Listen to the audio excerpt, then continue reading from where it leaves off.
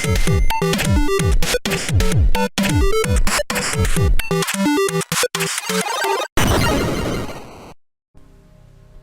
be told, I'm a fan of games where you mindlessly kill the undead. I've dabbled with a few zombie modes in older Call of Duty games, I've played my share of Left 4 Dead, and I've escaped massive hordes in Days Gone. But perhaps the game I return to the most, when I need to spray some rotting blood, is Dying Light, a game that tends to lean more on up-close and personal combat, or evasion of zombies over sending thousands of bullets downrange. In Dying Light, you play as a man hired by the global relief efforts named Kyle Crane, who is tasked by the GRE to take back a file that was stolen from them by a man named Kadir Suleiman. In order to do this, he needs to insert himself into the city of Haran, which is a bit of a problem, since it's flooded with the undead due to an unknown virus strain. Things don't start out so well, as during the airdrop, he gets assaulted by a few thugs. Zombies get attracted to the commotion, and Crane is infected by a bite. Crane meets a bunch of survivors, and sets out to help them in order to get the medication needed to prevent turning altogether, as well as to find the person named Suleiman.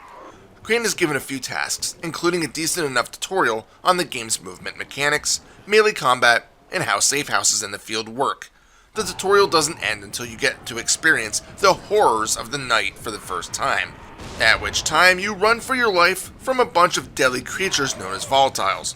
After this, you are given mostly free reign of the city, helping other survivors, jumping rooftops, and of course, killing zombies. How you decide to tackle the game depends on your playstyle. As you explore Haran and take down zombies, you'll notice a few things. 1. You don't get access to a firearm for a little while. This is because zombies are attracted to sound, and firing rounds will draw them to you, especially the aforementioned volatiles and the quick, semi-turn zombies called runners. Getting mobbed by runners isn't a smart idea. So since firearms are not part of the equation in the early parts of the game, you have to rely either on smashing heads with weapons found in the world, like pipes, hammers, crowbars, and machetes, or simply evading the threat, which is where the parkour comes in.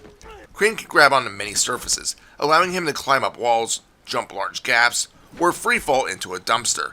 Performing these feats allows Crane to navigate areas that the undead can't typically reach.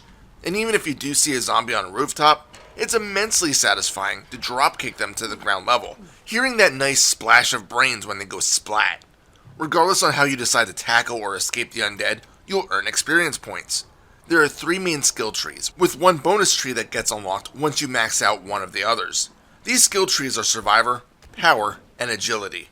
Completing tasks and helping other survivors, along with delivering valuable cargo from airdrops to various safe houses, nets you Survivor experience.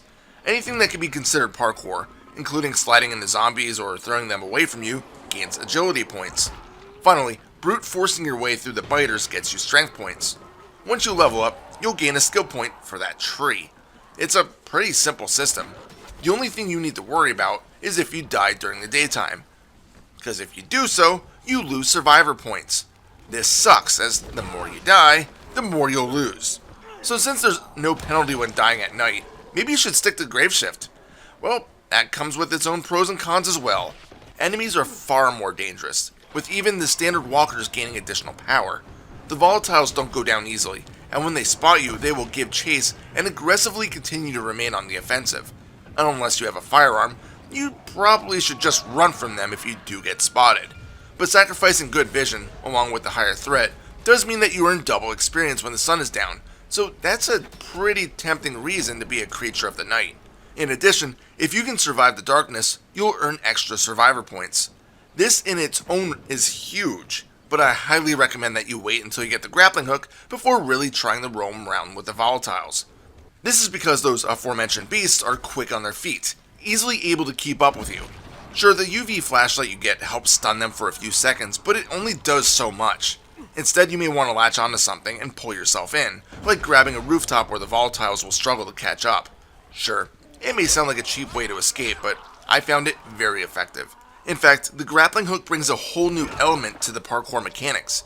It's unlocked when you level up the survivor tree to about level 12. You can now do some fun tricks with it, like jump off of a building, and as you are plummeting, grab onto another ledge to pull yourself back up. Or aim down and practically teleport to the ground when free falling just isn't feasible.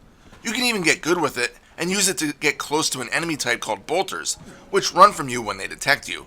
You want to kill them because A, they give crafting materials to allow you to put toxicity on your blade, and B, they give survivor points when killed. The downside is that they are usually guarded by nearby volatiles, so it's going to be a smash, grab, and run like hell strategy that you'll probably employ. Speaking of weapon crafting, there are quite a few instruments of destruction available to you in Dying Light. At first, you get just standard junk to defend yourself. A table leg, a discarded pipe wrench, a baton a dead policeman dropped. But as you level up in the survivor tree, more weapons will become available to you, whether they be sold in the shops run by the survivors, utilized by the villain's thugs, or found in the many locked chests you'll encounter in Haran. Before you know it, you'll be chopping heads off with sickles, ornamental swords, and smashing them with reinforced baseball bats. In addition, weapons can be upgraded or fully modified into a different tool. Various mods will increase the base statistics of the weapon, while crafting blueprints can apply different elemental features to them. Add in that there are a bunch of miscellaneous tools that you can create, such as various grenades, molotovs, lockpicks, medkits, and the such, and you'll enjoy searching the world for all the scrap that you can find. Even if you are carrying a weapon about to break, you have plenty of ways of defeating your enemies otherwise. I already mentioned dropkicks, which are always satisfying, but there are also some other basic strikes as well. You can slide through zombie crowds, you can throw an elbow while you are running, you can do a leaping vault over them, you can even wait for them to lunge and then suddenly grab them and throw them to the side, potentially into a spike trap. There's just so many fun things to do with these undead hordes, and I never get bored of it. And when you get into the stressful situation that is being overwhelmed, you can typically just start swinging to get enough space to allow for a getaway. Now, I did mention that you do get guns, but there aren't a ton of them. A pistol, shotgun, and assault rifle are pretty much all I've seen. Oddly enough, the bolts don't do as much damage as some of the more frightening melee weapons, but that's to be forgiven given the nature of the game's mechanics. But if you do decide to let the rounds fly, you may notice that the gunplay is a bit stiff. There's just something about the aiming that feels off.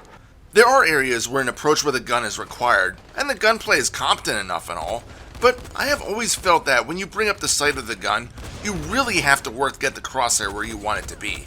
The game story can be completed in about 8 hours, or maybe a bit less, as it's not terribly long, but there is so much additional content available for you that you won't stop there.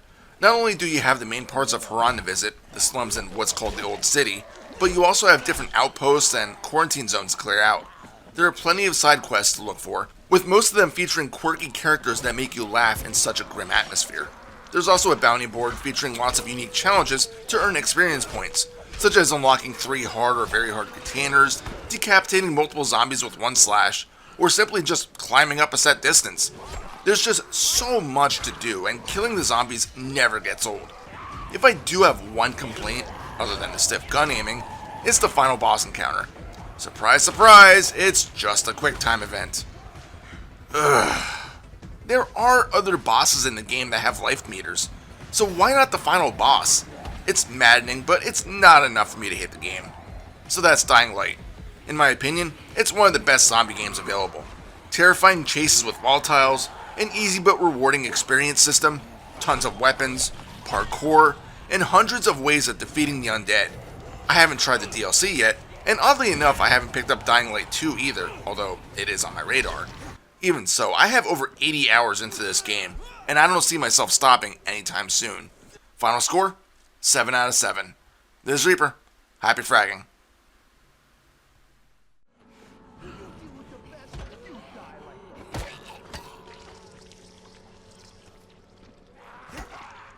You will get kicked to death.